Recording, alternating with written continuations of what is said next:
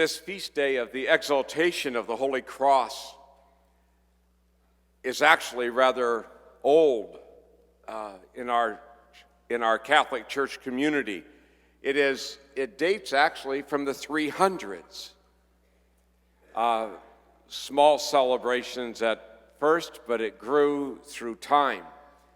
It commemorated, if you remember your world history lessons, Constantine, the emperor of the Holy Roman Empire, in 320 became a Christian.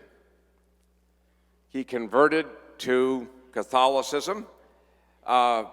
His mother was already a Christian, Saint Helena, but Constantine, the emperor, actually was in a battle against some of the barbarians, and he saw this sign, in signo crucis, in the sign of the cross, and it was a cross painted on a white banner, and he had this vision, and he went out, and against overwhelming odds, he defeated his enemy, and it was the cause of it initiated his conversion to Christianity, the first of the Roman emperors, and it ended all persecution of Christians throughout the then known world, as far as they knew it anyway.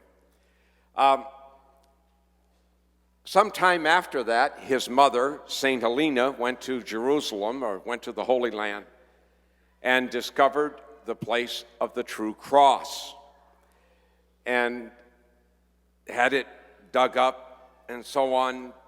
Constantine was so moved, he built a basilica over both Mount Calvary and the Holy Sepulchre. And then it became a feast. It just kept spreading westward to the west.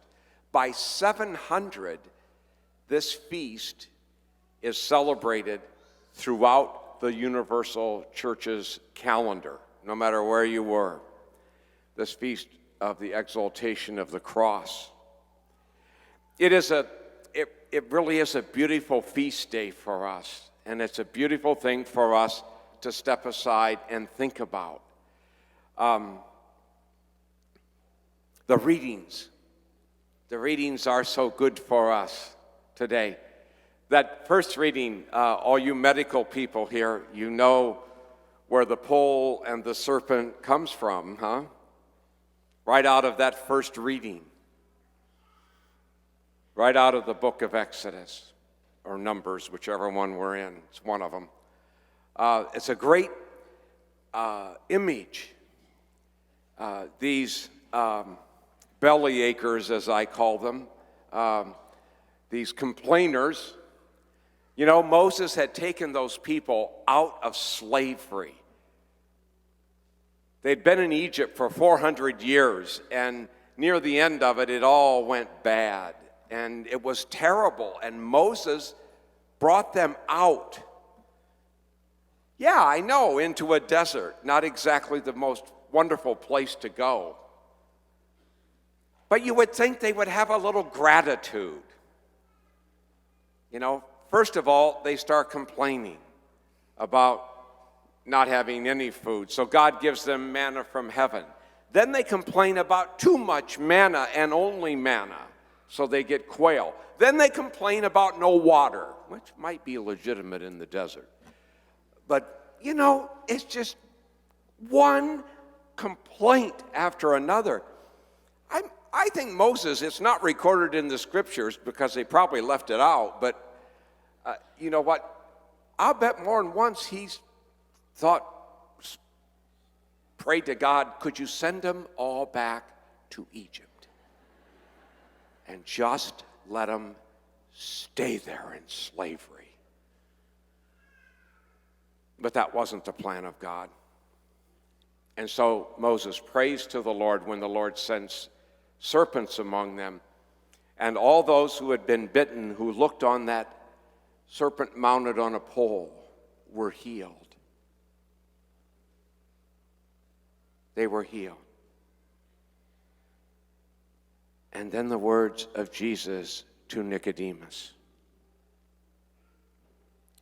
Just as Moses lifted up the serpent in the desert,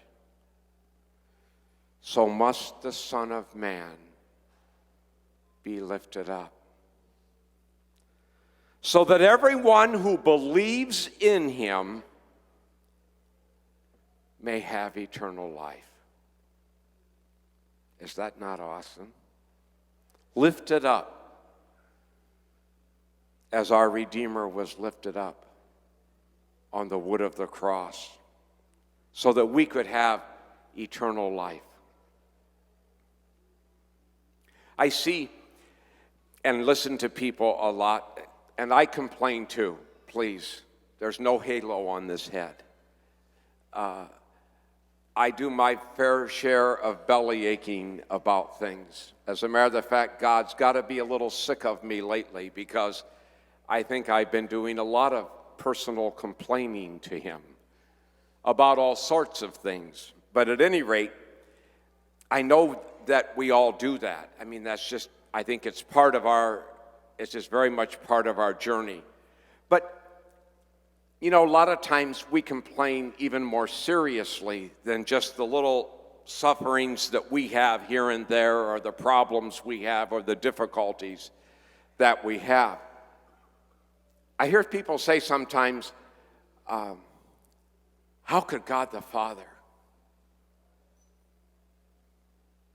do that to his Son?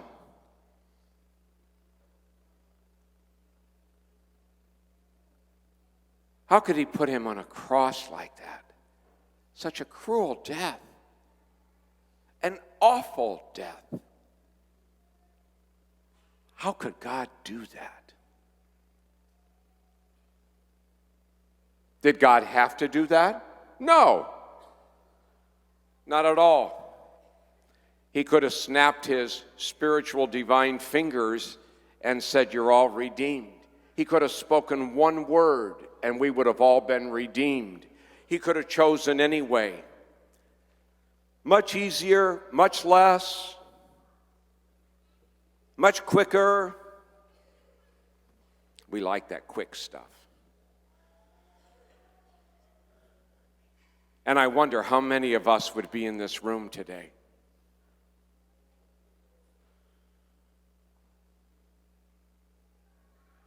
I wonder how many of us really would believe.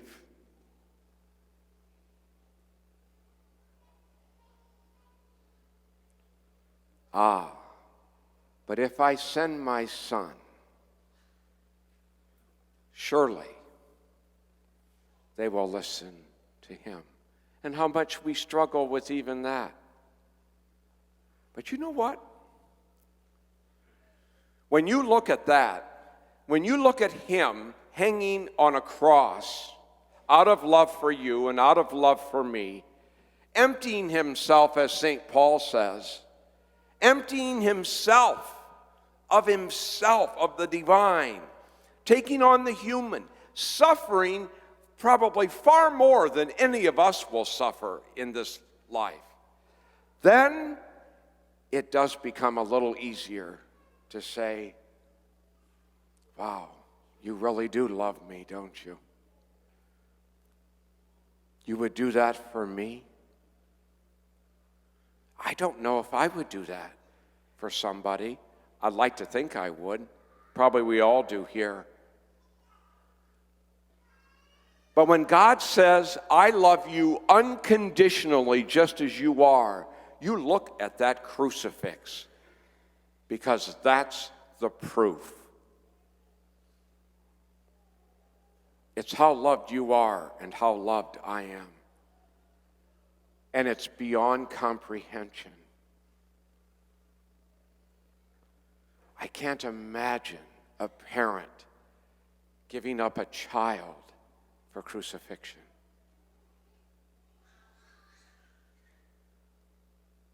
Nor would we want to. But when you use it as the measure of God's love, it takes on a whole different character. And it should say to us something about our own suffering and our own complaining. And we do it. I practice it daily. And so do you, at least in thought. It should say something about our willingness to do what we say we do.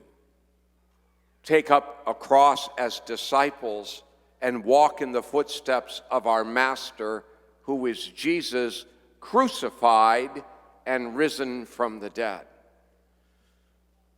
It's what we say. Lip service, as the psalm so beautifully said today. They gave lip service to it, but they didn't believe it and they didn't live it. Scary words, scary thoughts. It should say something about our willingness to take up that cross and endure some suffering in this life.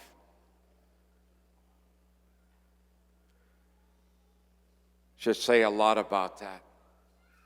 It should say to me, look on the crucifix when you're suffering. Take out your rosary and hold the cross when you're suffering. When you're in some kind of pain, embrace Him on the cross, suffering with you and for you. I know I've used this many times in my homilies, but it is written upon my own mind and heart so deeply. My own mother, when she was dying of cancer, was laying in her hospital bed, and this is 1963. This is before there's a lot of the palliative stuff. You doctors are so wonderful. You help us with these things now, and we know so much more now than we knew then. She would roll the sheets from the pain. That's how we always knew she was in pain. She'd roll those sheets on her bed, just like that. And we would ask her, whoever was with her, my sister or my brother was too small, but my sister or myself, or my dad or my grandmother who was there, Mom, let us call the nurse. Let her come and give you a shot. And sometimes it was bad, and she would say, okay, and she would let it happen. But more often than not, she delayed it. She would say to me, no, not yet. I'm offering this as a prayer for you, for your dad, your sister, poor souls in purgatory. She must have got a ton of them out of purgatory, all by her lonesome. I'm offering this for this intention. We don't think about it, but even the suffering that we do can be prayer.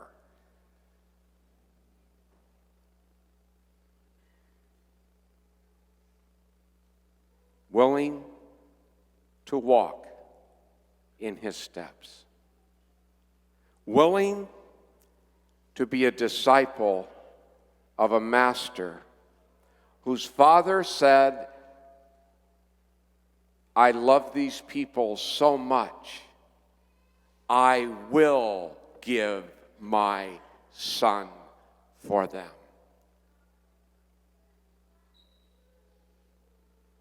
I will. And then those who believe in Him and look upon Him lifted high on the cross, they will have eternal life with me one day in heaven.